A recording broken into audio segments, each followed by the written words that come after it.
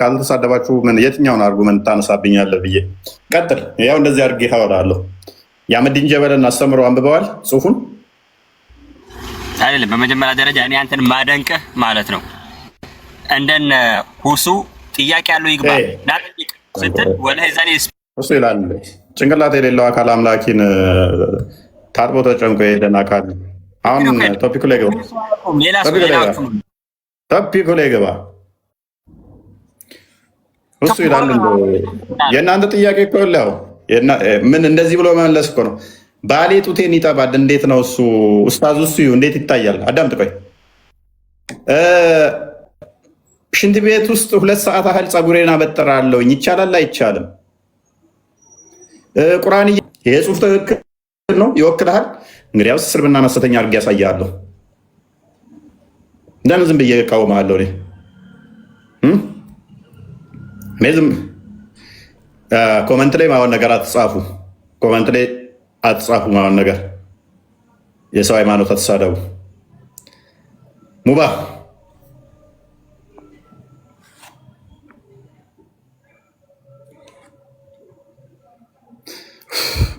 ታሲ ክርስቲያኖቹ ዝም ብለው ስለተቃወሙ ዝም ብላችሁ ላይክ ሼር ስታደርጉት ነበር አይደለ? ይሄ ጽሁፍ ትክክለኛ ጽሁፍ ነው። የእስልምና አቋም የሙስሊሞች አቋም ነው በሉ እስቲ። አህመዲን ጀበል ምንም አያውቅም መሀይም ነው ስንል የእውቀት ማህደር ነው ጀግና ጎታ ኬኛ ወርዶታ ጀቻ ቱርተን ኮታ ሴናሜ ኑ ግቡ እስቲ። አህመዲን ጀበል የእኛ ጀግና ስትሉት የነበረው ኑ ደግፉት እስቲ ያስተምሮ። እናንተን ከደገፋችሁ ይህ ጽሁፍ እስልምናን አፈር ድሜ ያስበላ ነው። እኛ ኦልሬዲ አይመለከተንም ስለማንቀበለው ይሄንን ጽሁፍ። እናንተ ይወክለናል ይቀበለናል ብላችሁ ሼር ኮፒ ሊንክ ስታደርጓል ነበር። ይሄ ኡስታዛችሁ ምሁር ነው እሱ ባለው መሰረት እና ደግሞ ሼክ አብዱልጀሊል ሼክ አሊ ካሳ እስልምና ከክርስቶስ በፊት እስካሁን ድረስ በኢትዮጵያ አለ ያለው ውሸት ይሆናል ማለት ነው። ይሄን መጽሐፍ ቀዳችሁ ሽንት ቤት ክተቱት፣ ወይንም ደግሞ እሳት ማያያዣ አድርጉት። ይህንን መጽሐፍ አሌስ አህመዲን ጀበልና የዚህ መጽሐፍ ደራሲ ዲቤት ሲያደርጉ እኔ ጥሪ አቅርቤላቸዋለሁ። ሆስት ሆኜ አዘጋጅቼ ዲቤቱን ሞዴሬተር ሆኜ ሁለቱ ዲቤት ሲያደርጉ ማየት ፈልጋለሁ። እዳኛቸዋለሁ። ፍራንክሊ ስፒኪንግ እኔ ለማንም አላዳለም፣ ለአህመዲን ጀበልም አላዳለም፣ ለአብዱልጀሊል ሼክ አሊም አላዳለም። ሁለቱ ዲቤት ማድረግ አለባቸው። ኢትዮጵያ ላይ እስልምና በ7ኛው ሴንቸሪ ነው የገባው ወይንስ ከክርስቶስ በፊት? ሁለቱ ዲቤት ሲያደርጉ ማየት ፈልጋለሁ። እና አክሱም ሐውልትን አስቀምጦ ከእስልምና ጋር ላይ ያያይዝ። እንግዲህ አክሱም ሐውልት ከ3ኛው ሴንቸሪ እስከ 4ኛው ሴንቸሪ የተሰራ ነው። የአክሱም ሐውልትን አስቀምጦ ለማለት ነው። ሁለቱ ኡስታዞች ዲቤት ሲያደርጉ ማየት ፈልጋለሁ። የትኛው ኡስታዛችሁን አሁን ጀግና? ማንኛው ያሸንፋል? እኔ እውነቱን ነው የምነግራችሁ። ለሁለቱም አላዳለም። ሞዴሬተር ሆናለሁ፣ ሰዓት እዛለሁ። ሞዴሬት ላድርጋቸው፣ ዲቤት ያድርጉ። ተስማሙ። ዩቱብ ላይ ያላችሁ እንዴት ነው? እስቲ ምን ትላላችሁ? ትደግፋላችሁ እኮ ነው። የኔ የቅም አያቴ አያቴ የነበረበት እድሜ ነው ጊዜ ያንን ይዞ እንደ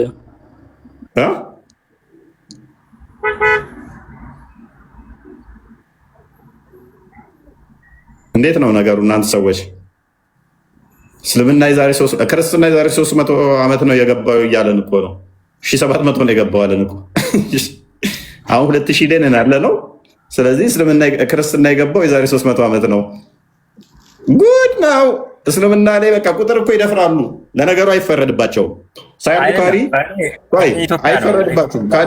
ካዲድ አይፈረድባችሁም። ምክንያቱም መሐመድ ምን ብሏል መሰለህ? ሳሂህ ቡኻሪ 1913 ላይ እኛ መሀይሞች ነን መጽሐፍም መቁጠርም አንችልም ብሏል። የዛሬ 300 ዓመት ማለት የዛሬ 300 ዓመት ነው ክርስትና የገባው ትለኛለህ? 300 አልኩም ያ እኔ 1700 ዓመት ያልኩት እኮ የዛሬ 1700 ዓመት ነው። ምን ወደ ኢትዮጵያ የገባው ክርስትና? ኦኬ የዛሬ 1700 ወይንስ ከ1700 ዓመት በፊት? 1700 ዓመት በፊት ኦኬ። ከዛ በፊት ግን የነበሩት ህዝቦች እንትን ናቸው። ምን ክርስቲያን አይደሉም፣ ሃይማኖት አልባ ናቸው። ምንድን ነው? ማን ያለ? ና ማስረጃውን አንጣ። ና ከፍ በል ግለጥ ማስረጃ። አንተ ሃይማኖተኛ መሆናቸውን ማስረጃ አለ? ከዛሬ 1700 ዓመት በፊት እባክህ ማስረጃ ስጠኝ። አለ የለህም? አንተ ሃይማኖት አልባ ናቸው ክርስትና የገባው ከ1700 በኋላ ነው ብለኸኛል። 700 ላይ ነው ብለኸኛል። አሁን ግለጠው ማስረጃው። ያው ማለት የመካ ቁረይሾች የዛኔ ታቦት ነው የሚያመልኩት። ያው ኢስላም የዛኔ ምን አገባኝ እኔ ስለ መካ፣ እኔ ስለ ኢትዮጵያውያኖች ነው ያወራሁት እያልኩ ያለሁት። ያው ተመሳሳይ ነው ማለት ነው እኮ በርዛችሁታል። ዛ ተመሳሳይ መጽሐፍ ማን ነው ያለህ? ፕሬስ ያላልኩህን አትበል። ድንቁርናን ኪስ ከተታትና ለተጠየካት ላልከው ማስረጃ አንጣ። ፕሪሰፖዙን ተውና መካ ላይ ጣዖት አምላኪ ናቸው ሙሐመድ እና ቤተሰቦቹ። አይ ሌላውም ዓለም ጣዖት ነው የሚያመልከው። ማን ያለ?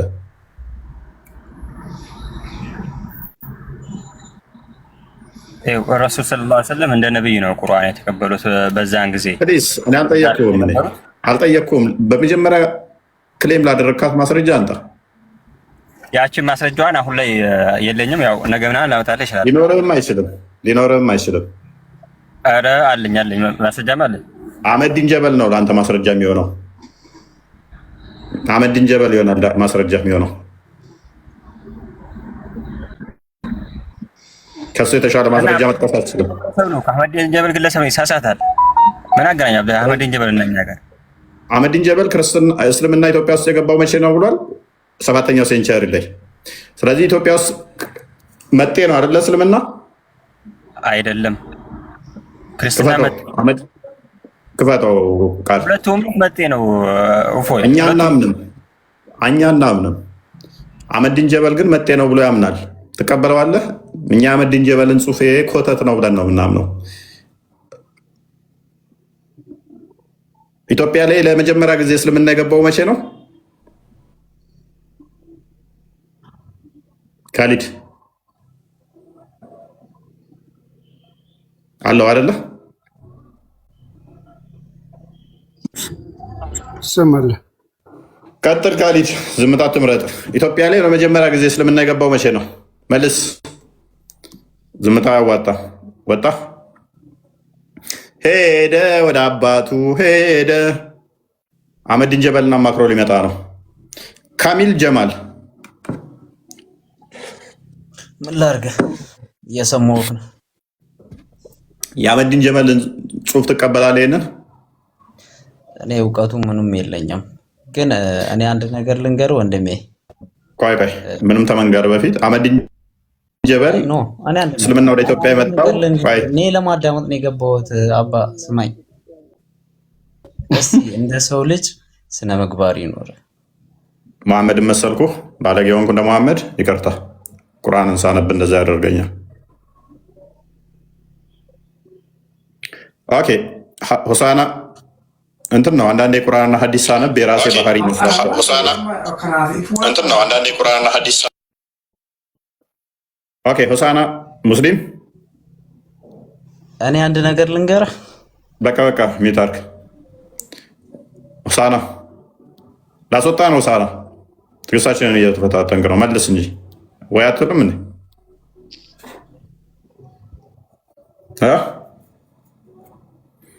ቀመር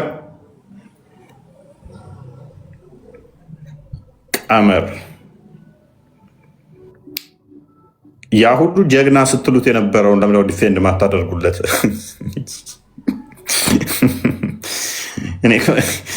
ያስቁኛል እነዚህ ሰዎች። ጀግናችሁን ተው እንጂ ዝም ብላችሁ እንደ ሼር እና ላይክ ስታደርጉት የነበረው ያ ሁሉ ላይክ አድርጋችሁ በኦሮምኛ በአማርኛ ብላችሁት እንዴ ሳይገባችሁ ነው እንዴ? ይወክለናል፣ ትክክል ነው የተናገረው ብላችሁ እኮ ነው ሼር ያደረጋችሁት የነበረው። ዛሬ ላይ ደርሳችሁ ወገቤን ራሴን አይወክልም ግለሰብ ነው ትላላችሁ። አህመዲን ጀበል ይወክላችኋል። ይሄ ጽሑፍ እስልምናን ይወክላል፣ ክርስትናን አይወክልም። እስልምናን ግን ይወክላል። ይሄ ጽሑፍ አህመዲን ጀበል ሙስሊም ነው፣ የሙስሊም ምሁር ነው። ይሄ ጽሑፍ እስልምናን ይወክላል። እና አብዱልጀሊል ሺዓዲ ቀጣፊ ናቸው። አህመዲን ጀበል ነው ትክክል። እኔ ተስማምቻለሁ በአህመዲን ጀበል። አልስማማም ይላል። እስቲ የተስማማችሁ ደግሞ ህብረትን እንፍጠር። እስቲ ገባ ገባ በሉና አህመዲን ጀበላው ይወክለናል በሉ። እስቲ ይወክለናል፣ ይሄ ጽሁፉ ትክክል ነው በሉን። ምንድን ነው ስለምንድን ነው የምትሉት? እንዲህማ አትረበሹ።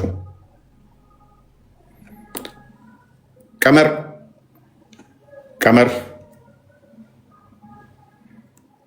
ይሰማል?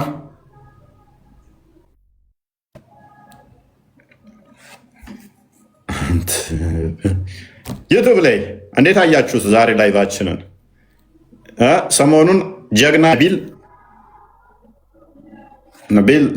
ምንድነው እሱ መጨረሻ አካባቢ ይመስለኛል ሜይ ቢ አንብብላቸው እንትን ምትላለች መጤ ናቸው የሚል ክርስትና ካሳው ቪዲዮ በደንብ ሰርችበታለሁ። እሱም በደንብ እንትን ትላላችሁ፣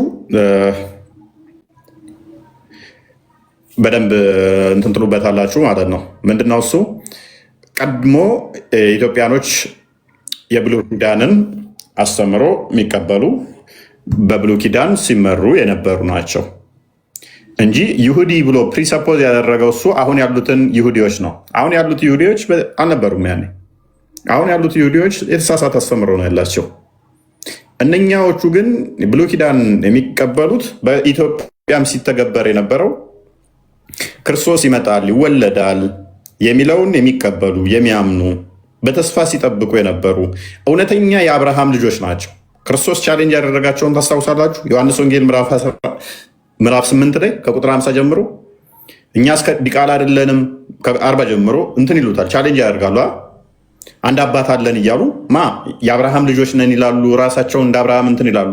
የአብርሃምስ ልጅ ብትሆኑ የአብርሃምን ስራ ባላደረጋችሁ አብርሃም እንዲህ አላደረገም እያለ ቻሌንጅ ያደርጋቸዋል።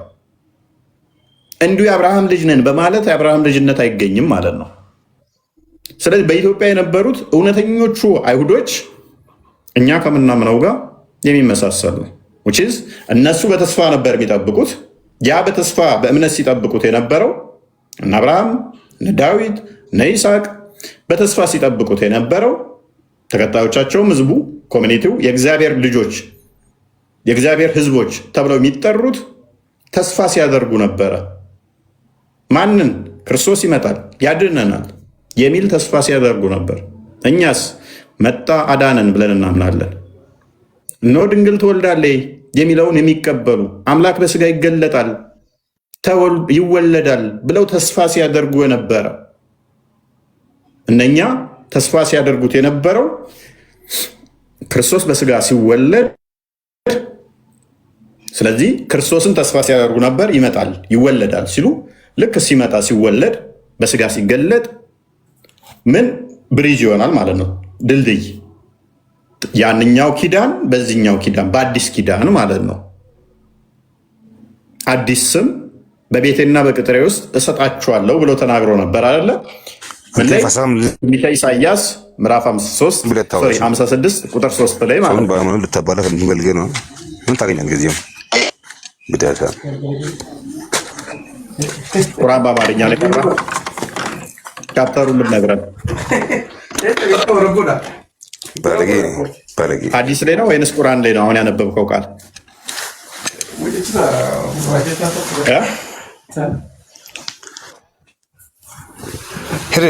ከምንድን ያነበብከው? ባለጌ ነገር ነው ና ተፈርት ብላ የዲቃላ ልጅ ይሄ ጨዋነት ምልክት ነው። ያስተማራቸውን ነው። እናንተ ተሳደቡ፣ እኛ መጽሐፋችሁን እየከፈትን እናሳያችኋለን። ለምታመጧት እያንዳንዷ ቃል ማለት ነው። ይህን እንግዲህ ይህን ስድብ አሁን የሰማችሁትን ስድብ መሐመድ ተሳድበው ተሳደቡ ብለዋል። ምን ብሎ? ሂድና የአባትህን ያው አንብቡት፣ የአባትህን ንገሩት፣ ይህንን በምሳሌያዊ አይደለም ብሎ ይህንን ቃል በቃል መሐመድ ተናግሮ ለተከታዮቹም ይህንን ስድብ እንዲሳደቡ ቃል በቃል ተናግረዋል። ይሄ ልጅ ቢናገር ሱና ነው፣ አትፍረዱበት ክርስቲያኖች። ጸሎት ነው ልታደርጉላቸው የሚገባ። እኔ አይደለሁም የተናገርነው ወይፍ አይደለም። ይኸው አላ አደባል ሙፍረድ ላይ የተቀመጠ ሰሂህ የሆነ ሐዲስ ነው። እየፈለገ ነገር አንተ ሰው እና እንደዚህ ነርግ ቢሉ የሆነ እንትን ስላለ መስደብ አይደለም። መጽሐፍ ቅዱስ ላይ ከእናንተ ከአንደበታችሁ የሚወጣው ነገር ይጠበቅ ይላል። መሐመድ ደግሞ ወደ ዘሩን ራሱን ወደ ዘሩ አስጠብቶ የሚመካ ሰው ካገኘ በዚህ ጉዳይ ላይ ለማንም ከመናገር ወደኋላ አይደለም። ምክንያቱም ያላ መልእክተኛ ሰለላሁ ዐለይሂ ወሰለም እንዲህ ሲሉ ሰምቻለሁ። ራሱን ወደ ጃልያ የዘር ሐረግ የሚያስጠጋ የሚመካ ሰው የአባቱን እንዲነክስ ንገረው። ምሳሌያዊ አነጋገር ሳይሆን በግልጽ ንገሩት። ሱናቸው ነው፣ አትፍረዱባቸው ክርስቲያኖች። ወደ ሀሳባችን ሄድና ይሄውና ወደ ቶፒኩ ስንመጣ እንግዲህ ቅድም ፏን በብላችሁ ያልከኝ ይህንን ነው። ምን ብለዋል እንግዲህ ከእምነቶች መምጣት በፊት አህመዲን ጀበልና በፊት ሀገርና ህዝብ ነበረ። ዛሬም በሀገራችን ያላችሁን ስለሆነ ሁላችንም በምትመስልና እኩል በምትወክል መልኩ እንግባባለን የሚል ጥያቄ ሲነሳ እኛ ባርነትና መጤ የሚል ድንቁርና ጫወታ ያማራቸው ታዘብን አለና እነሆ እኔም ሀገራችን የሁላችን መስተካከል ያለባቸው ነገሮች እንዲስተካከል ሀሳብ ሳነሳ አፍ በማዘጋት ዝም ለማሰኘት ጥቂት ተባበሩ።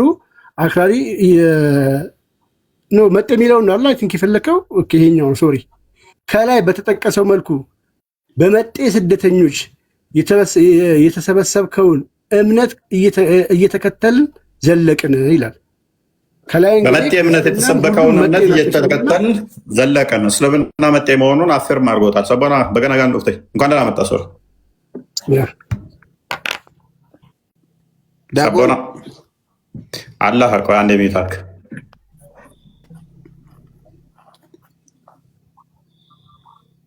አይ ዳቆን አይደለ እንዴ? ማናገር ምን ችግር ያለው? ዳቆን አይደለ? እሺ ቀጥል። አላህ እንዴት ነህ?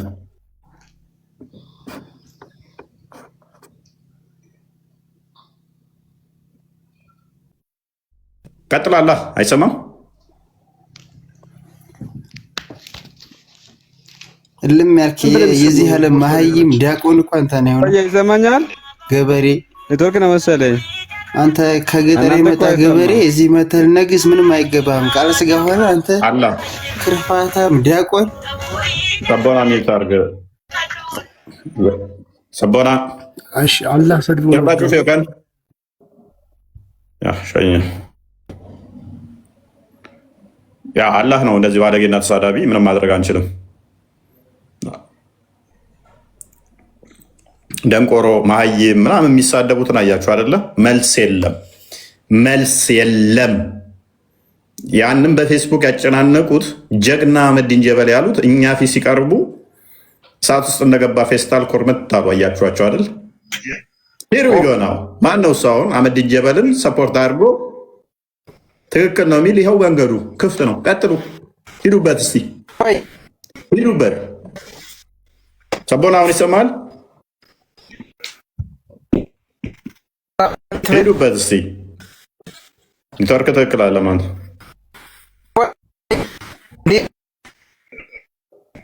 ኔትወርክ ትክክል አለ። ኔትወርክ ትክክል አለ እና እስቲ ወንድ ወንግ እስልምና የነቢያት ሃይማኖት ነው በልና ሞገት ና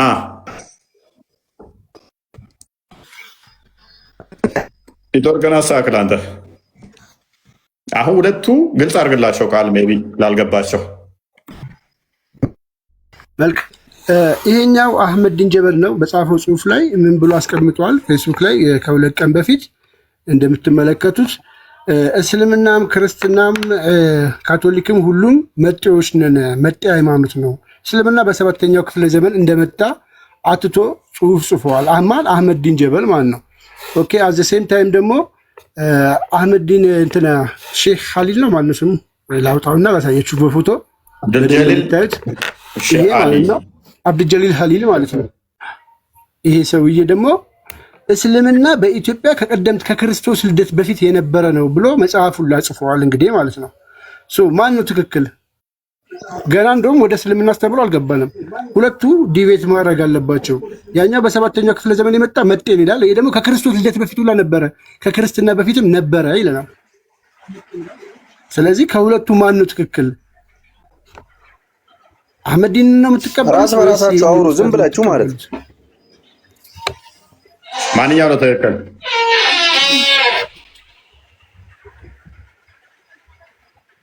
ቀጥል።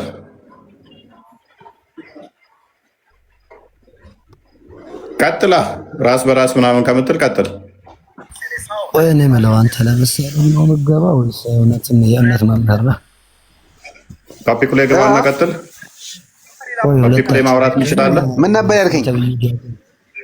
ፕሊስ ሚውት አድርግ። እናወራለን። አሁን ምንድን ነው የምፈልገው ከኔ ጋር ማውራት? ኦኬ አህመዲን ጀበል የጻፈውን አርቲክል አንብበዋል? እፎይ ክፈትለት አንዴ። እሺ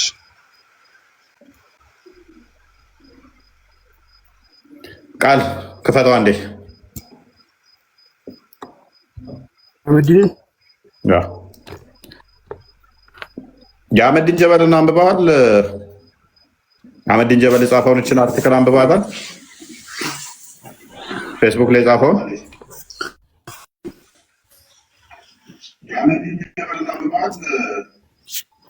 አዎ አንብቤዋለሁ። ኦኬ ትክክለኛ ጽሁፍ ነው? እስልምናን ይወክላል? አረ በደንብ ነው አባቴ። እሱ ማለት አህመዲን ጀበል ማለት ነው የሚያወራቸው ነገሮች እኮ በራሱ ተንተትሮስ እንትን ብሎ ሳይሆን በራሱ አምጥቶ ሳይሆን ማለት ነው የታሪክ ተመራማሪ የታሪክ ምሁር ነው አባቴ። ኦኬ የታሪክ ተመራማሪ እኔ አሁን ዋና ሬስ ብዬ ያስኩበት ነገር ማለት ነው ምሁር ነው በጣም። ምን ልልህ ፈልጌ መሰለህ? ቆይ እኔ ያስኩበት ነገር ነጥብ ይዤበታለሁ። ምን አዳምጠኛ።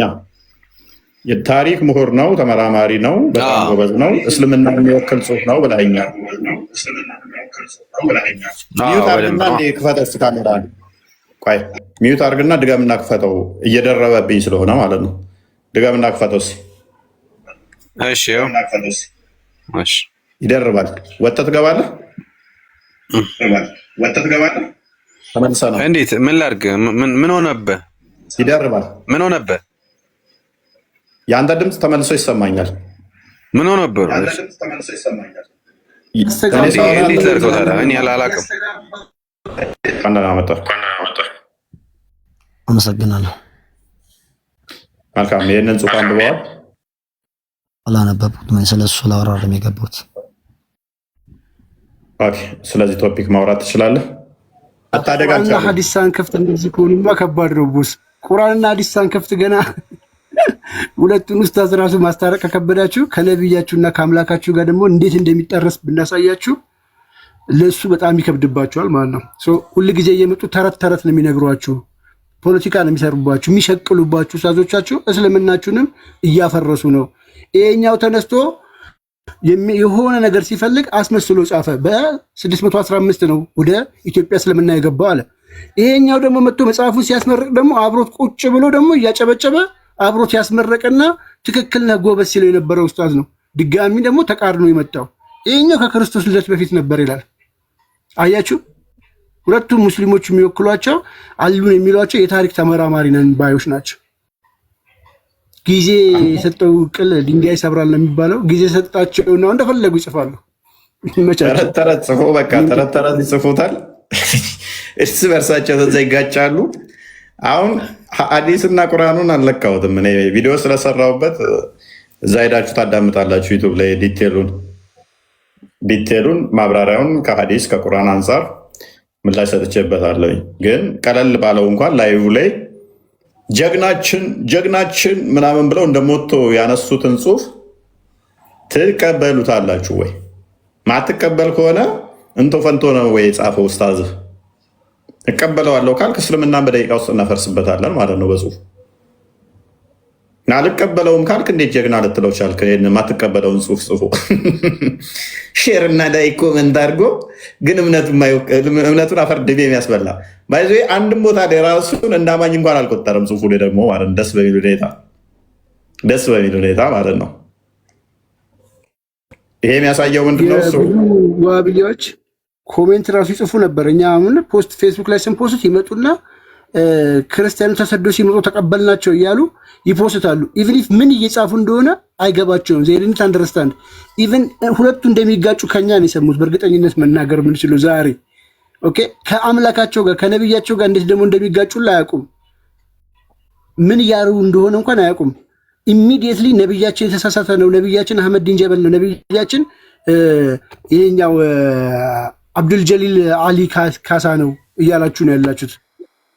ማነኝ አጨብጫቢ ነኝ ብላለች እንትኗ። ምክንያቱም ለአብዱል ጀሊል አሊ ካሳ ሲያጨበጭቡ የነበሩ ሙስሊሞች የአብዱል ጀሊል አሊ ሼክ አሊን አስተምሮ በጥፊ ያጠናግሮ አህመድ ዲን ጀበል ጋርቤጅ ውስጥ ከተተው፣ ሽንት ቤቱ ሲከተው ቁጭ ብላ ደግሞ የአህመድ ዲን ጀበል አጨብጫቢ ሆነዋል። አብዱል ጀሊል አሊን ረስተውታል፣ መጽሐፏን ረስተዋታል። እኮ የሞላው መጽሐፉ እኮ በአራት ወር ለሙስሊሞች እኮ ከባድ ነው። 4 ደቂቃ ይረሳሉ እነሱ። አንተ ጭንቅላት የሌለው እያመለክ ጭንቅላት ሊኖራቸውን ይትቀላል። ከባድ እኮ ነው እነሱ ጋር ያለ መንፈስ። አሁን ነግራቸው እዚህ ገስት ላይ ምን እንደማወራ እንኳን የማይገባቸው ሰዎች 4 ወር ቀላል አድርገው ትቀልዳለህ። ስለዚህ እኛ ደስ እያለን የአህመድ ዲን ጀበልን ጽሁፍ እንደ ክርስትና አንቀበልም። ማንቀበልበት ምክንያት ክፈቷ እንደ ክርስትናው ማንቀበልበትም ምክንያት አፍርሰን እናሳየው በመረጃ። ክርስትና መቼ ነው የመጣው ይላል ክፈቷ።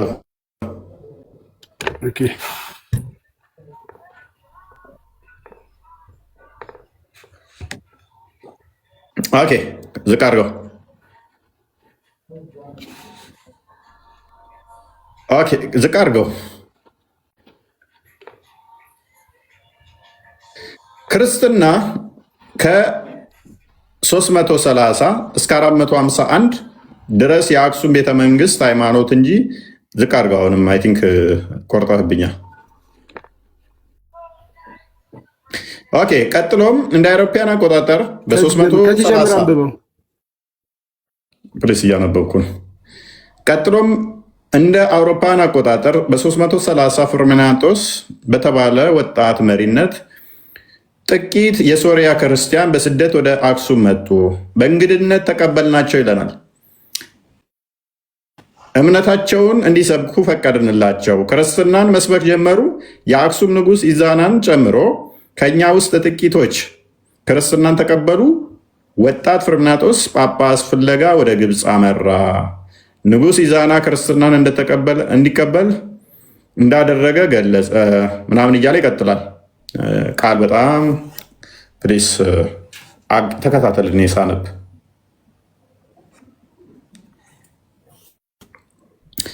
ንጉሱን ክርስትናን ማስነሳት ከቻልክ አንተን ጳጳስ እናድርግህ ብለው አባ ሰላማ ብለው ቀቡት። ክርስትናን የተቀበሉት ኢትዮጵያውያን ደግሞ ከሳቴ ብርሃን ብለው ሰየሙት።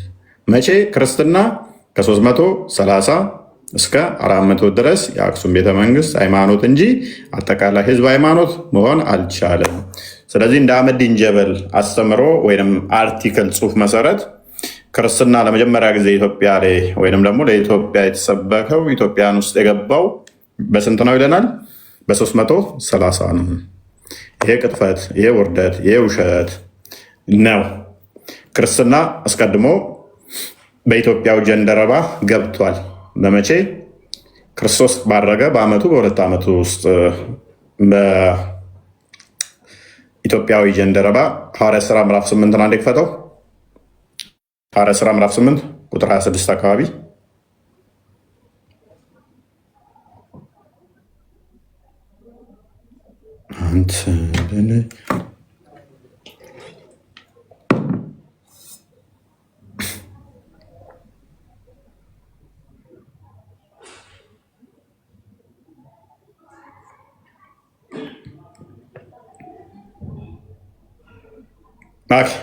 ቁጥር 26 አይ ቲንክ የጌታ መልአክ ፊልጶስን ተነሳ፣ በደቡብ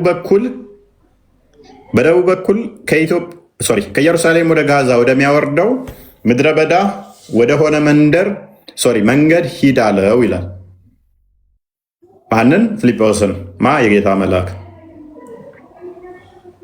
ምን አለው? ተነስ ሂድ በጋዛ በኩል ኦኬ ተነስቶም ሄደ። እነሆም ህንዳኬ የተባለች የኢትዮጵያ ንግስት አዛዥና የኢትዮጵያ ምን ንግስት አዛዥና ጀንደረባ የነበረ በገንዘቧም ሁሉ ላይ የሰለጠነ አንድ የኢትዮጵያ ሰው ሊሰግድ ወደ ኢየሩሳሌም መጥቶ ነበረ። ምን ሊል ጻፉልኝ እስቲ ኮመንት ላይ። ወደ ኢየሩሳሌም የመጣው የህንዳኬ አዛዥ የንግስቲቱ ምን አዛዥና ጀንደረባ የነበረ በገንዘብ ላይ ሹም የሆነ ወደ ኢየሩሳሌም መጥቶ ነበር። ምን ሊሆን ነው የመጣው? ወደ ኢየሩሳሌም ሊሰግድ ወደ ኢየሩሳሌም ከሄደ ኦልሬዲ አማኝ ነው አይደለም? ኦሪቱን ህግ የሚቀበል የሚያቅ ነው ማለት ነው። ተራ ግለሰብ ነው አይደለም? ምንድን ነው? የንግስቲቱ ምን አዛዥና ጀንደረባ የነበር በገንዘብ ሁሉ ላይ የሰለጠነ የንብረት ክፍል ኃላፊ የሆነ ተራ ግለሰብ አይደለም። ኦኬ ይህ ሰው ኢየሩሳሌም ሄዶ ሊሰግድ ሲመለስም በሰረገላ ተቀምጦ የነቢዩን የኢሳያስን መጽሐፍ ያነብ ነበረ። ኢሳያስን መጽሐፍ ያነብ ነበረ። ስለዚህ ትንቢተ ኢሳያስ ደረቅ ወንጌል ተብሎም ይጠራል። የክርስቶስን መምጣት ብቻ ሳይሆን ቤዛነት ቁልጭ አድርጎ የሚያስቀምጥ መጽሐፍ ስለሆነ ማለት ነው። ይህንን እያነበበ ነበር የኢትዮጵያዊ ከፍ አድርገው። መንፈስም ፊልጶስን ወደዚህ ሰረገላ ቅረብና ተገናኝ አለው።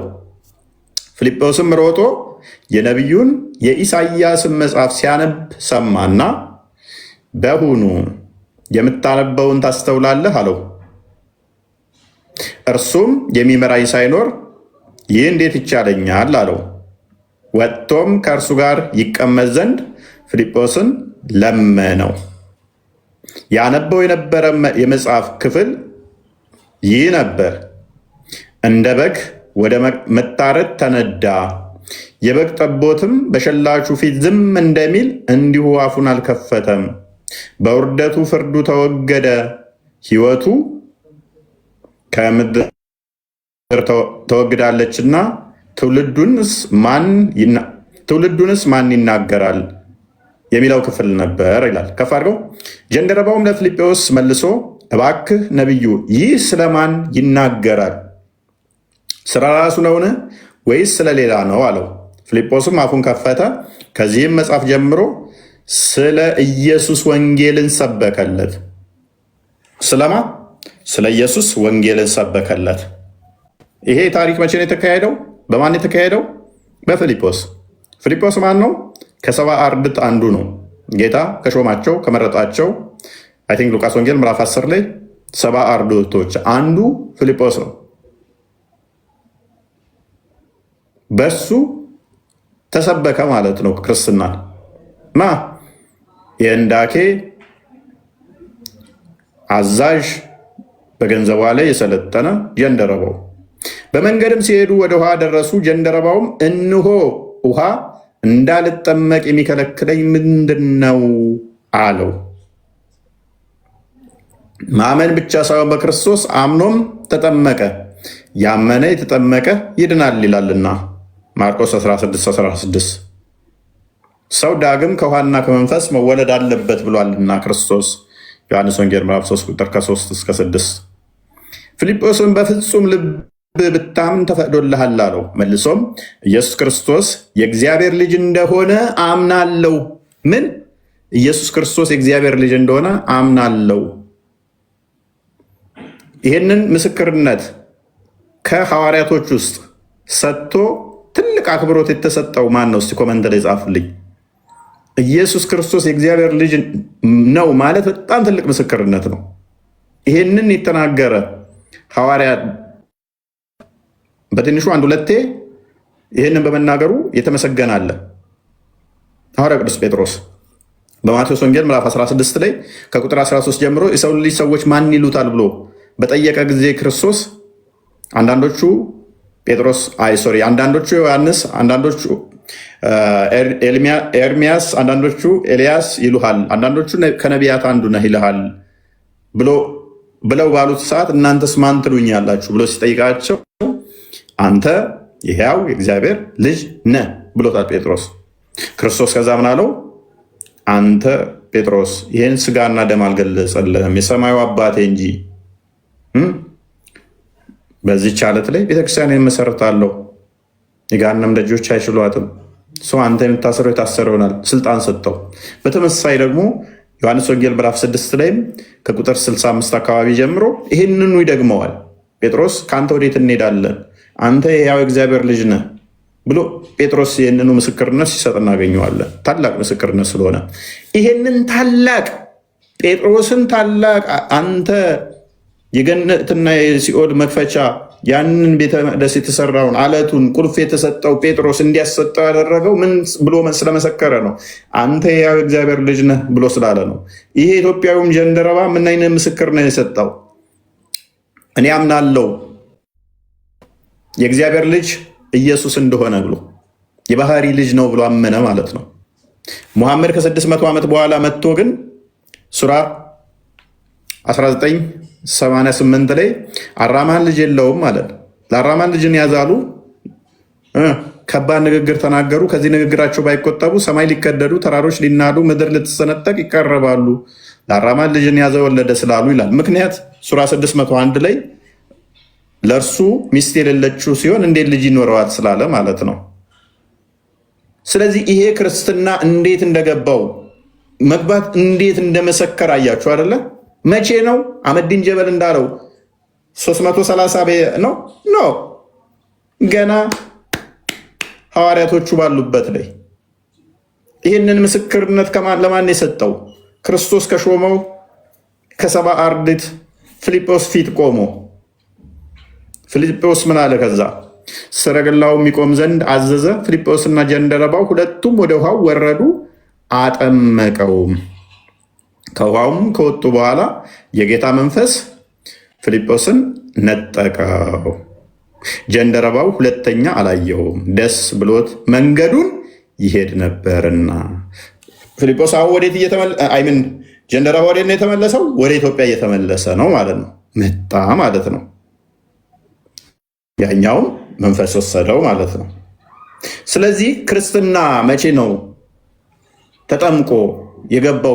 በ330 ነው ኢትዮጵያ ነው ኖ የውጭ አካል ዘውት እንደዚህ መጡ ነው ኖ ራሱ ኢትዮጵያዊው ነው። ኢትዮጵያዊው የንግስቲቱ አገልጋይ አስቀድሞ ብሉይ ኪዳንን ሲተገብር የነበረ ብሉይ ኪዳኑን ሲተገብር የነበረ በብሉይ ኪዳን የነበሩት አይሁዶች ናቸው። በአዲስ ኪዳን ደግሞ ክርስቲያን ናቸው። እዛ የነበረው ክርስትና በኋላ መጣ መጤ ነው የሚባል ነገር የለም። የብሉይ ኪዳኑን ስራ ሲተገብሩት የነበሩት አሁን ካሉት አይሁዶች ጋር የሚመሳሰልም አይደለም። ይሄ ይመጣል እያሉ ሲጠብቁ ስለነበር ነው ያ ኢትዮጵያዊ ጀንደረባ ሲነገረው ስጠብቀው የነበረው ስናፍቀው የነበረው ይህን አይደል እንዴ ብሎ ምን ያለው የተቀበለው ያምኖ አስቀድሞ ትንቢት ተነግሮለታል። ይሄ ጀንደረባ ትንቢተ ኢሳያስ ምዕራፍ 56 እና እንዲከፈትልኝ ትንቢተ ኢሳያስን ነው እያነበበ የነበረው። ትንቢተ ኢሳያስ ላይ አስቀድሞ ትንቢት ለዚህ ጀንደረባ ተነግሮ ነበረ፣ ትንቢትም ነበረ። መቼ ነው የታሪክ የተፈጸመው? ዛሬ 300 አህመዲን ጀበል እንደሚለው 330 ላይ ነው ኖ ድንቁርና ጣራ ነክቶበት ነው። ወደ እግዚአብሔር የተጠጋ ምጻተኛ እውነት በእውነት እግዚአብሔር ከሕዝቡ ይለየኛል አይበል። ጀንደረባ እነሆ እኔ ደረቅ ዛፍ ነኝ አይበል። ወደ ማን የተጠጋ? ወደ እግዚአብሔር የተጠጋ። ያ ኢትዮጵያዊ ጀንደረባ ማንም ፈልጎ ነው የመጣው? ወደ ኢየሩሳሌም ሊሰግድ ነው። እግዚአብሔርን ፈልጎ ነው የመጣው። ጣዖት ሊያመልክ አይደለም። እንደ መሐመድ አባቶች እነ በዓልን ሊያመልክ ወይም ደግሞ እነ ሁበልን ሊያመልክ አይደለም ሄደው፣ እግዚአብሔርን ሊያመልክ ነው። ወደ እግዚአብሔር የተጠጋ እሱ ጀንደረባ እነሆ እኔ ደረቅ ዛፍ ነኝ ይበል። ያ ኢትዮጵያዊ ጀንደረባ እግዚአብሔርን ፈልጎ ወደ እግዚአብሔር ነው ሄደው። ስለዚህ ምን ይለዋል? እግዚአብሔር ሰንበቴን ስለሚጠብቁ ደስ የሚያሰኙኝም ከፈር ነገር ግን ነገር ስለሚመርጡ ቃል ኪዳኔንም ስለሚይዙ ጀንደረቦች እንደዚህ ይላል። ኢትዮጵያኖች የብሉይ ኪዳኑንም ስርዓት አስቀድሞ ስለተሰበከ ሰንበትን ቅዳሜን ይጠብቃሉ። ቅዳሜንም ሰንበትን ይጠብቃሉ አይደለም? ዘጸአት ምዕራፍ 20 ላይ ያለውን። ስለዚህ በተመሳሳይ ሰንበቴን ስለሚጠብቁ ደስ የሚያሰኘኝንም ነገር ስለሚመርጡ ቃል ኪዳኔንም ስለሚይዙ ጀንደረቦች እንዲህ ይላልና በቤቴና በቅጥሬ ከወንዶችና ከሴቶች ይልቅ የሚበልጥ መታሰቢያ ስም እሰጣቸዋለሁ። የማይጠፋ ስም እሰጣቸዋለሁ። ምን የማይጠፋ ስም እሰጣቸዋለሁ? በቤቴና በቅጥሬ ውስጥ የማይጠፋ ስም እሰጣቸዋለሁ። ማቴዎስ ወንጌል ምዕራፍ 16 ቁጥር 18 አንዴ ክፈተው። አሁን የት ነው የምሰጠው አለ? በቤቴና በቅጥሬ ውስጥ የማይጠፋ ስምን እሰጣለሁ። ይህ አሁን ትንቢት ነው። ይሄ ትንቢት እንዴት ተፈጸመ? ክርስቶስ ቤተ መቅደሱን ሰራ፣ ቤተ ክርስቲያኑን ሰራ። 16 ቁጥር 18 እኔም እልሃለሁ አንተ ጴጥሮስ ነህ፣ በዚህችም ዓለት ላይ ቤተ ክርስቲያኔን እሰራለሁ፣ የገሃነም ደጆች አይችሏትም አለ። ምን የገሃነም ደጆች ማይችሏትን እቤቴን እሰራለሁ አለ ክርስቶስ በስጋ ሲመጣ። አስቀድሞ የነበረው ነበር። ህዝበ እስራኤል ይባላሉ፣ ህዝበ እግዚአብሔር ይባላሉ። እነኛ ምን አዲስ ስም እንደሚሰጣቸው ትንቢት ተነገረ። ያ ስም ማን ነው? እሱ በቤቴና በቅጥሬ ውስጥ ነው መሰጣችሁ። ቤቱን ሰራ ክርስቶስ፣ ቤተ ክርስቲያን ተባለች። ሐዋርያት ሥራ ምዕራፍ 11 ቁጥር 25 ክፈተው። በዛ ውስጥ ምን ሰጣችኋለሁ አለ? ለጀንደረቦች የማይጠፋ ስም እሰጣችኋለሁ። 11 ቁጥር 25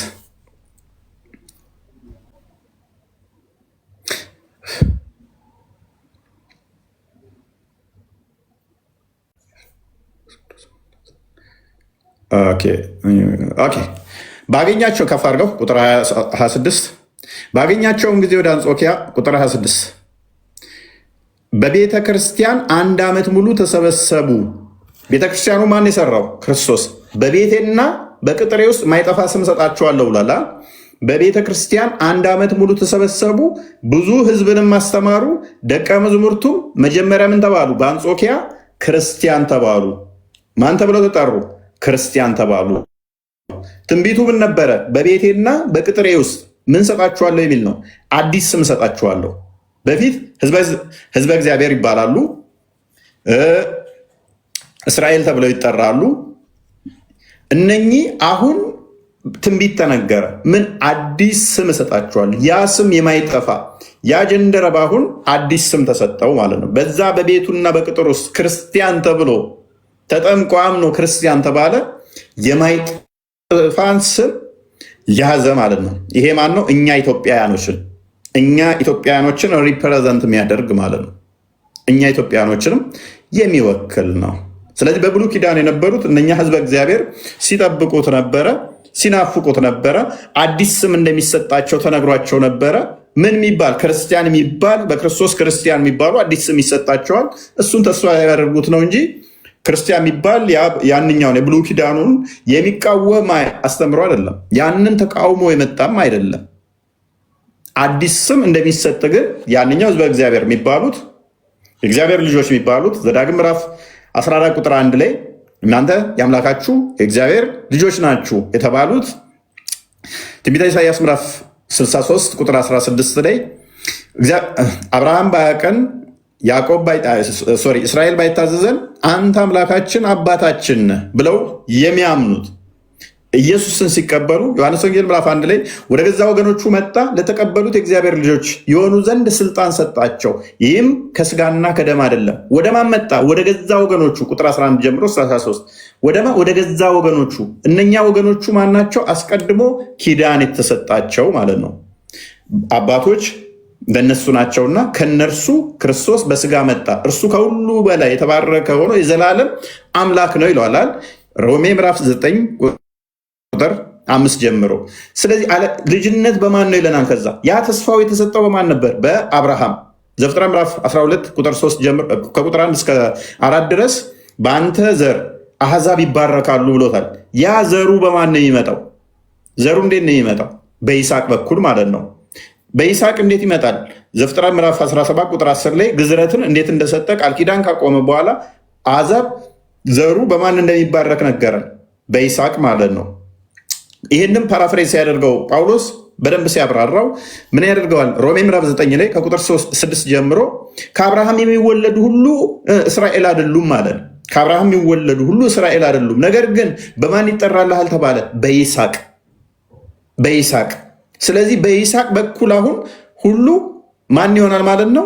የአብርሃም ዘር ይሆናል ማለት ነው። በይስሐቅ በኩል በእምነት በኩል ይመጣል። ደግሞ ገላትያ ምዕራፍ 3 ላይ ስትመጡ በእምነት ይሆናል። በእምነት አስቀድሞ ደግሞ ለአብርሃም ወንጌል ተሰብኮለታል። ስለዚህ እነኛ ወንጌል የተሰበከላቸው ናቸው። አይሁድ የሚሏቸው እና አህመዲን ጀበል ወንጌል የተሰበከላቸው ወንጌል አማኝ ናቸው። የአሁኖቹ ውሳ ታዲያ እነኚህ አይሁዶችን ፕሪሰፖዝ አድርጎ በፊት የነበሩት እነሱ ናቸው ኢትዮጵያ ላይ ነው። እነኛዎቹ የቀድሞዎቹ ወንጌል የሚያምኑ ናቸው። ገላትያ ምዕራፍ 3 ቁጥር 8 ላይ አስቀድሞ ክፈተው። ገላትያ ምዕራፍ 3 ቁጥር 8 አስቀድሞ ለአብርሃም እንኳን ወንጌል ተሰበከለት ይላል። ወንጌል አማኝ ናቸው። ወንጌል ደግሞ ስለ ልጁ ነው፣ ስለ ክርስቶስ የምስራች ብስራት፣ አዳኝ ጌታ ተወልዷል የሚል ነው ወንጌል። እነኚዎቹ ታዲያ አዳኝ ጌታ እርሱ ክርስቶስ ተወልዷል ብለው የአሁኖቹ አይሁዶች ያምናሉ እንዴ? አያምኑም። ስለዚህ የብሉይ ኪዳኑን የሚያምኑት በኢትዮጵያ የነበሩት ከኛ ጋር የሚስማሙ እንጂ ከነኚህ አይሁዶች ጋር የሚስማሙ አይደሉም። እነኞቹ ትክክለኞቹ አይሁዶች አይደሉም። እነኞቹ የሰዓቱ ናቸው። መጽሐፍ እግዚአብሔር አሕዛብን በእምነት እንዲያጸድቅ አስቀድሞ አይቶ በአንተ አሕዛብ ሁሉ ይባረካሉ ብሎ ወንጌልን ለአብርሃም ምን አለው? አስቀድሞ ሰበከው። ቁጥር 24 ላይ አድርገው።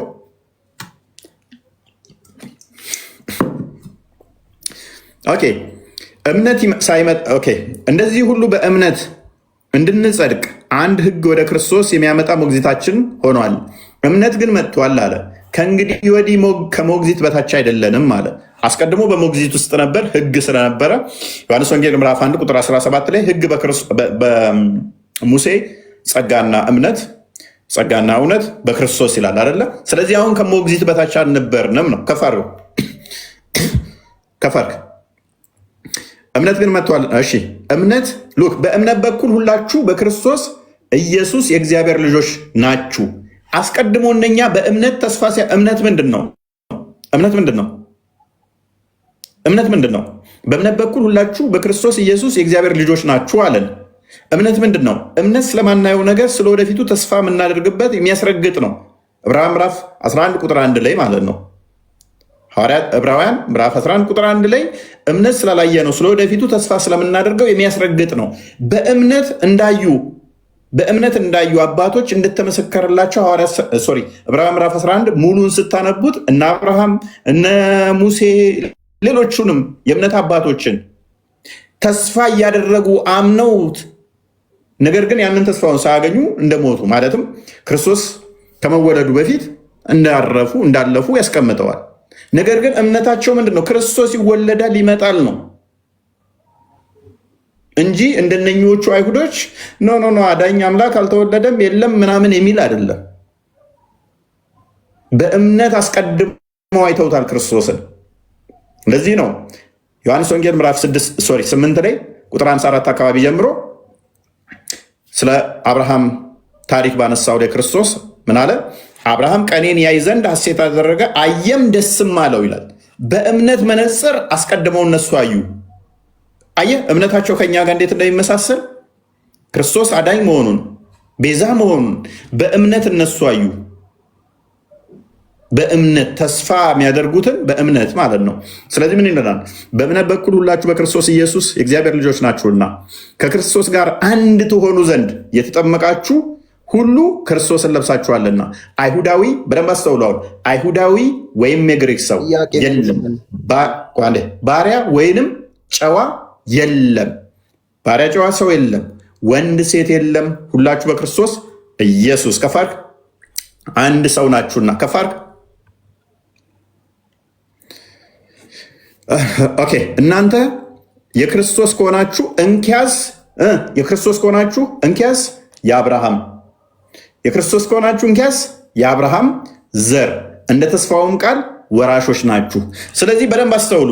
የአብርሃም ዘር የሆኑ እኛ የክርስቶስ ዘር ስንሆን የአብርሃም ዘሮች የተለዩ ክርስቶስ ዘሮች የተለዩ አይደለንም። እነ አህመዲን ጀበል ድንቁርናቸው አስቀድሞ ኢትዮጵያ ውስጥ የነበሩት የአብርሃም ዘር ናችሁ፣ እናንተ ደግሞ የክርስቶስ ናችሁ ብሎ ሊከፍለን የሞከረው ኖ። የአብርሃም ዘር ከሆን እናንተ እኛ የክርስቶስ ከሆንን የማን ዘር ነን? የማን ዘር ነን? የክርስቶስ ከሆንን የአብርሃም ዘር ነን። የአብርሃም ዘር ከሆን ደግሞ ተስፋው ተሰጥቶታልና ምንድን ነን? ወራሾች ነን። ወራሾች ነን።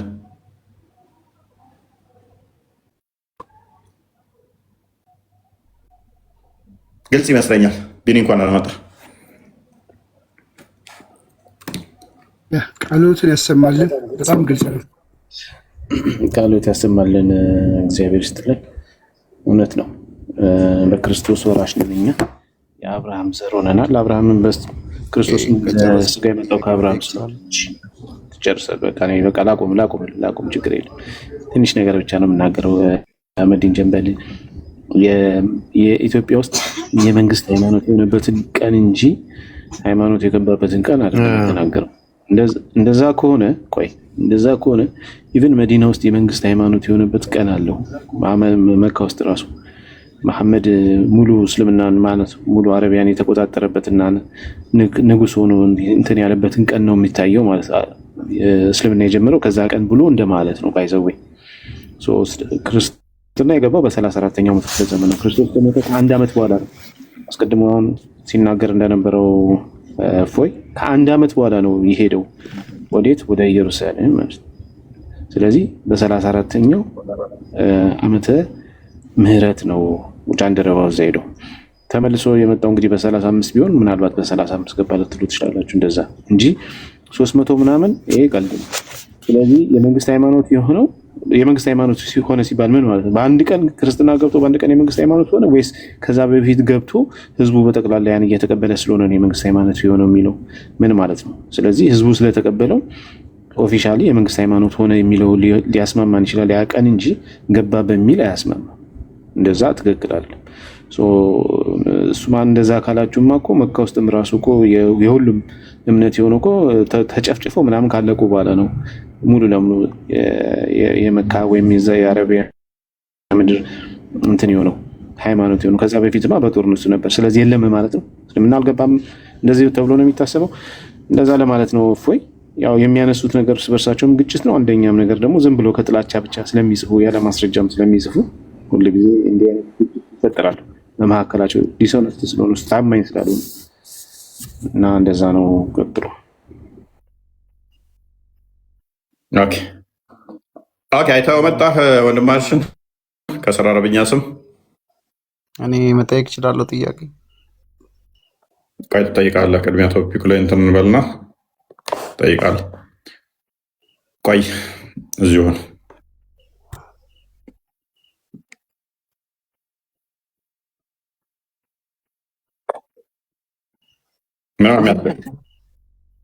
ማለት ማንኛው ነው እያወራለሁ? ማንኛው ነው እያወራለሁ? አይ ቲንክ አብዱ አዚዝ ነህ እያወራ ያለው አይደል? ያ ትንሽ ጥብቅና ጥያቄ ጠይቃለሁ። ይሰማለኛ? ኧረ እኔ ነኝ እያወራሁ ያለሁት። ኦኬ ስለዚህ ቅድም የአህመዲን ጀበልን አይሰማችሁም? ትሰማለህ? የአህመዲን ጀበልን ጽሑፍ አንብቤያለሁ ብለሃል መሰለኝ።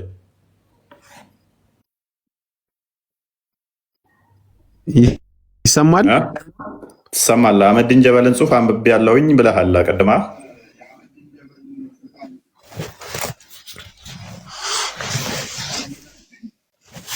እኔ አሁን ትክክል ነው ብዬ ነው ማምነው። ማንኛውም ሰው አስተሳሰቡ ይለያይ። አንተ ምናልባት ስለሆንክ ላትቀበለው ትችላለህ። መልካም። እስልምና መቼ ነው ወደ ኢትዮጵያ የገባው?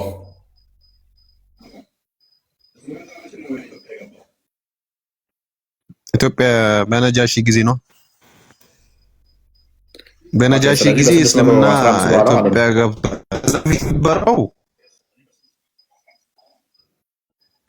እኮ እዛኔ ገብቷል። ግን ያው እሺ ምን ልትለኝ ፈልገህ ነው? ኦኬ ከዛ በፊት ነው የገባው ወይንስ ያኔ ነው የገባው?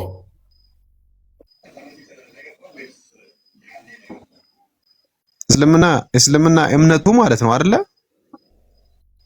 አዎ እኮ የዛኔ የነጃሺ ጊዜ ነው የገባው። ስለዚህ የእኛው ጸሐፊ ደግሞ አህመድ ከክርስቶስ ይባላል። በፊትም ኢትዮጵያ ላይ እስልምና አለ ሲል እየዋሸ ነው ማለት ነው። አሁን እኮ እስልምና የዛኔ የነበረው ነገር ማለት ነው። አሁን ለምሳሌ አንተ ነሳራ ነው የምንላችሁ እኛ ነሳራ ነው የምንላችሁ እኛ ማለት ነው። ነሳራ ብለን ነው የምንጠራችሁ። እኔን ተወኝና እስልምና የገባው በ7ኛው ሴንቸሪ ነው ብለኸኛል። ተስማማሁኝ።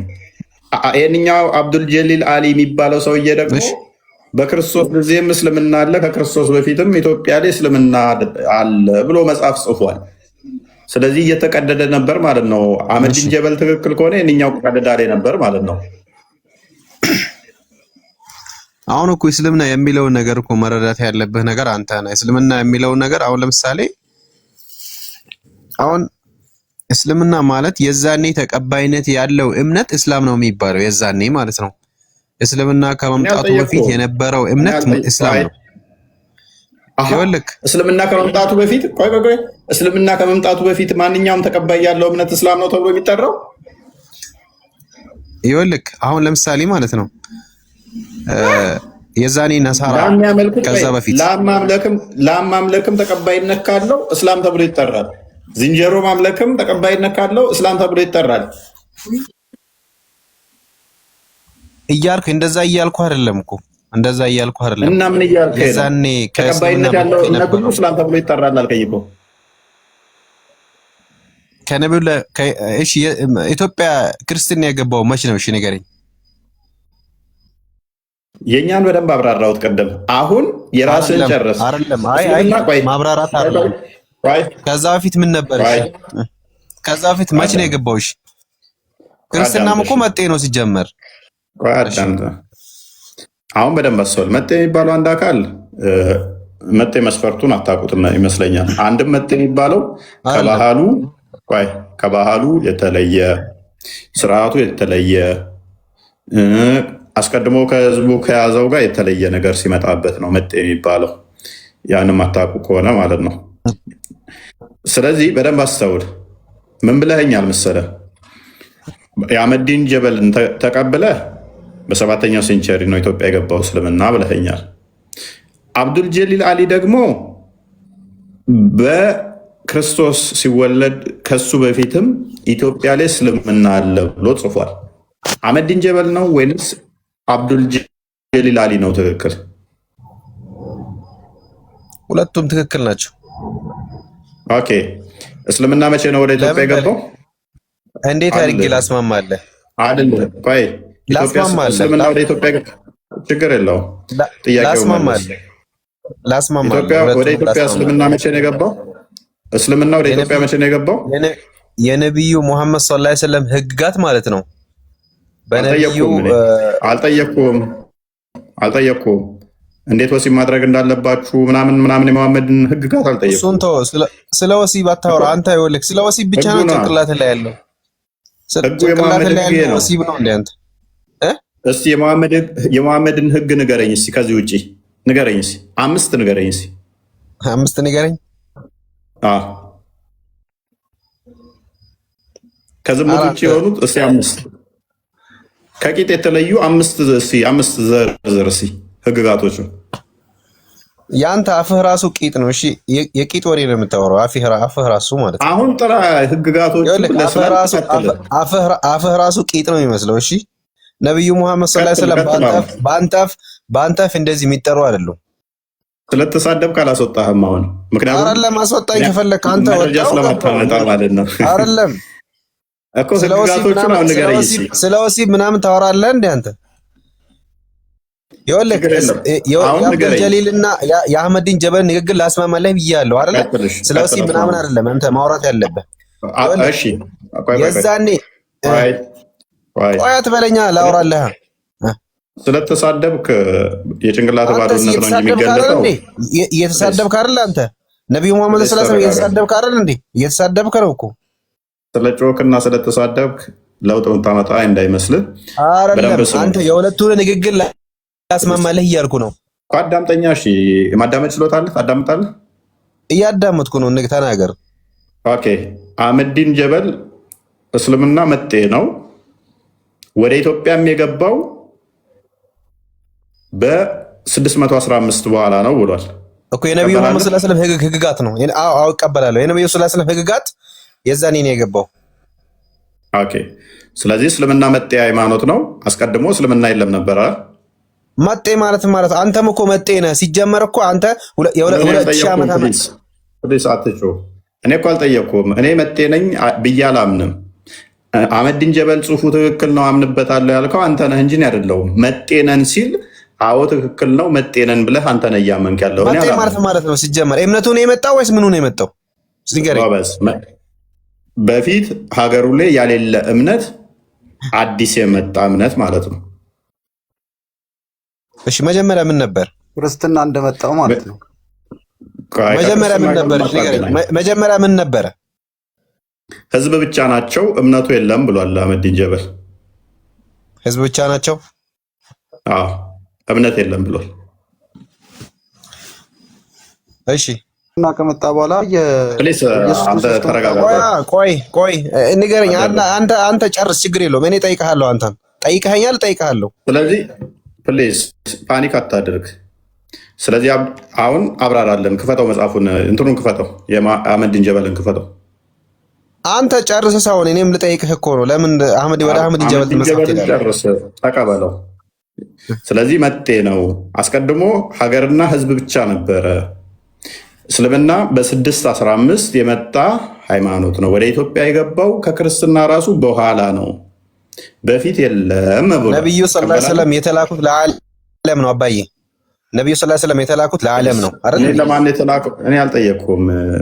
ከስር ያላችሁ ጭንቅላታችሁ የምትጠቀሙ ምንም ማድረግ አልችልም። ሌሎቹ ሙስሊሞች ቢገቡ እንደዚሁ ነው። አይ ነው ብዙ የተማራችሁ ማቹ ኢነፍ የሆናችሁ ብዙ ክርስቲያኖችም ሙስሊሞችም ትኖራላችሁ።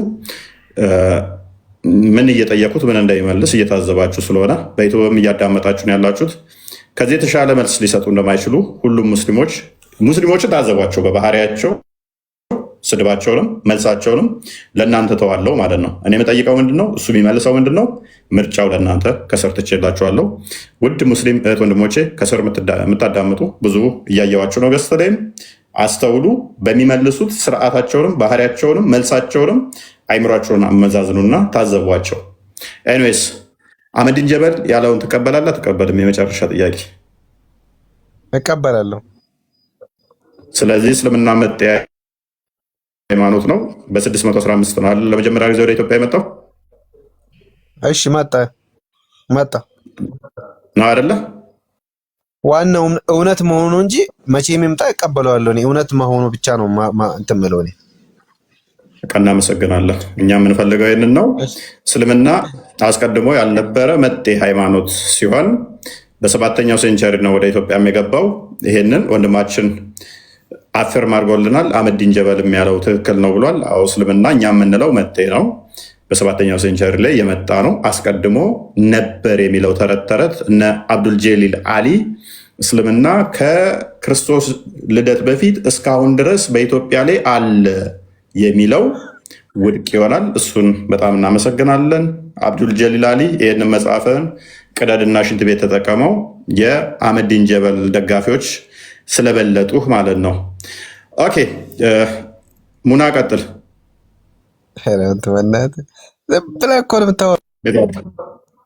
ሙና ቀጥል። ሙና እኔ መጠየቅ እችላለሁ? ምንድን ነው ጥያቄ? ኢየሱስ ክርስቶስ የመጣው ለምንድን ነው ወደ ምድር የተመጣው? ኢየሱስ ክርስቶስ ወደ ምድር የመጣው ምንድን ነው? እሱ ዕብራውያን ምዕራፍ 2 ቁጥር 15 አንድ ክፈተው። አይ መልሷን ብቻ አትነግርም? ኦኬ ክርስቶስ ወደ ምድር የመጣው ምንድነው? የአጋንንትን ስራ ሊያፈርስ ሰዎች የአጋንንት ቁራኛ እንዳይሆኑ የእግዚአብሔር ልጆች እንዲሆኑ ቤዛ ሊሆን ነው የመጣው። ሰዎች ምን የአጋንንት ቁራኛ ሆነው ከአጋንንት ትምህርት እንዳይቀበሉ የአጋንንትን ስራ ሊያፈርስ ነው የመጣው። ክርስቶስ ከመጣ ካለፈ በኋላ ግን ግለሰቦች መጥተው ከአጋንንት ትምህርት ወስደው እናንተ የእግዚአብሔር ልጅ አይደላችሁ ምናምን ብለው ያስተማሩ አሉ። ክርስቶስ አስቀድሞ ግን ከ600 ዓመት በፊት ከመሐመድም የመጣው ለምንድን ነው? እንግዲህ ልጆቹ በስጋና በደም ስለሚካፈሉ እርሱ ደግሞ በሞት ላይ ስልጣን ያለውን በሞት እንዲሽር ይኸውም ዲያብሎስ ነው። በሕይወታቸው ሁሉ ስለ ሞት ፍርሃት በባርነት የታሰሩ የነበሩትን ሁሉ ነፃ እንዲያወጣ በስጋና በደም እንዲሁ ተካፈለ። ክርስቶስ በስጋ መካፈል በስጋ መገለጥ ያስፈለገው ምንድን ነው? በዲያብሎስ እስራት ውስጥ ያሉትን ነፃ ሊያወጣ የዲያብሎስን ስራ ሊያፈርስ የእግዚአብሔር ልጆች እንድንሆን እርሱ በስጋ ተገለጠ።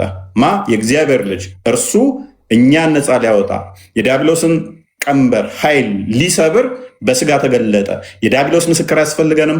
ከዛ በኋላ ዲያብሎስን አሰራሩን ካፈረሰው በኋላ ክርስቶስ ሰንበዲ መጥቶ ከዛ በኋላ ዲያብሎስ እኮ እግዚአብሔር ልጅ የለውም አለኝ ቢለን አንተ የአጋንንትን ስራ ለምን ትቀበላለህ እንለዋለን።